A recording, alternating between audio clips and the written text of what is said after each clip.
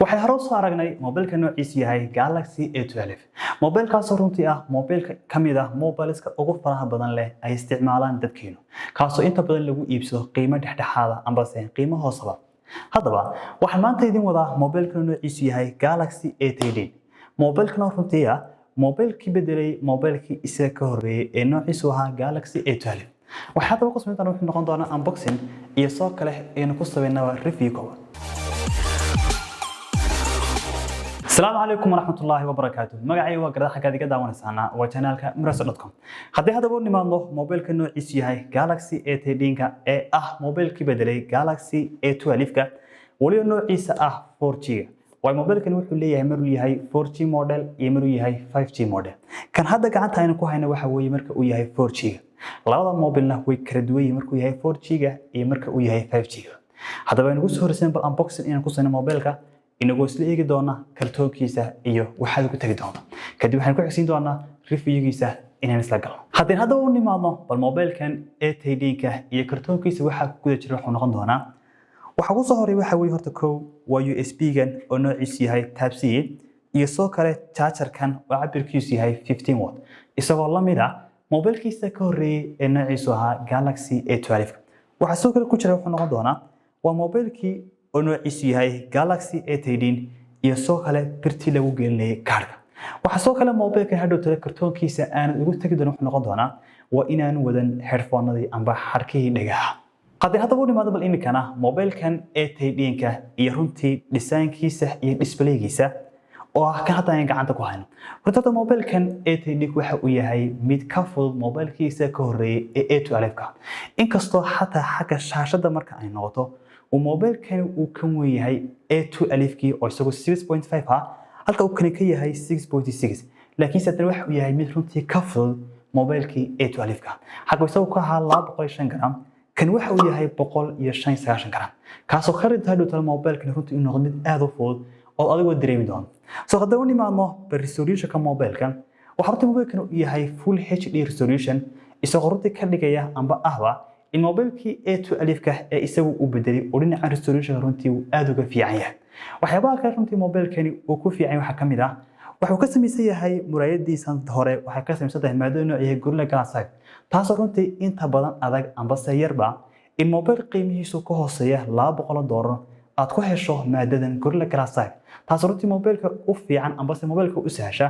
inay ka ilaaliso xoqitaanka iyo scratch-ka mobilka si fudud ugu dhaca inta hadan ka nimaano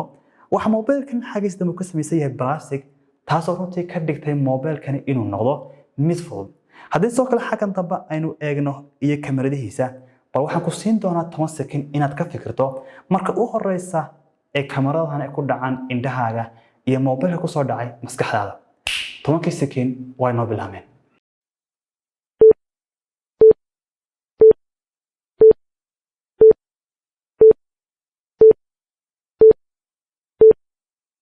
waxaan rajeynayaa in aad garatay mobilka oo yahay waxaana weeye mobilkan oo ah Galaxy A32 runtii kamaradaha mobilkan amba afartan kamarood ee mobilkan xagga dambe ku leeyahay A13 iyo A32 kamaradiisu waxay runtii qaar aad iyo aad iskugu eg haddii uu nimaano afartan kamarood iyo cabiradooda runtii mobilkii isaga ka horeeyay ee A2 alifka ahaa kamaradaha markay noqoto cabirada farbanaysan bedelin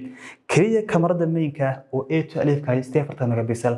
ayaa kan waxay tahay 50 megapixel oo runtii guud ahaan marka la eegayo kamaradaha mobilkan kamarada ugu fiican ama saan oran karnaba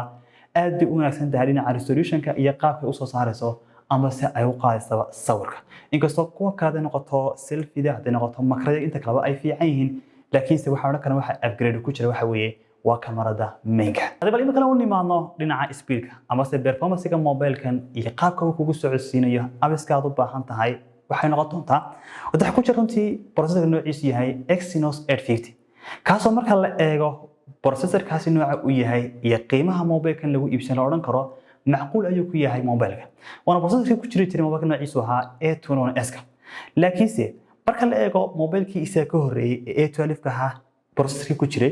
iyo kan hadda A13 processor ku jira runtii waxa fiican dhinaca score-ka kan ku jira A13 laakiin se haddii aad tahay qof inta badan gamer amba se mobilka uu iibsada inuu ku ciyaaro gameska oo waliba aan kala kulmin wax cilada hadii noqoto qaabka uu kugu rangareynay appka ama gameka iyo dhinaca graphics-kaba inta badan noqon doona mobilkan mid adiga kugu haboon sababtoo ah sida caadiga ah games waa kugu shaqeynaya laakiin meelaha la kala kumid wax noqon doona waa dhinaca advanced graphics ma had u baahdo waayo mobilkan in badan ma aqbali doona kuwaas laakiin sida caadiga games waad ku ciyaar kartaa haddii inta kaga nimaano aan iga soo qadnaa storage-ka mobilkan aad ku heli noqon doona waa 32GB 64GB ilaa 160GB adigoo dhinaca RAM-kan heli kara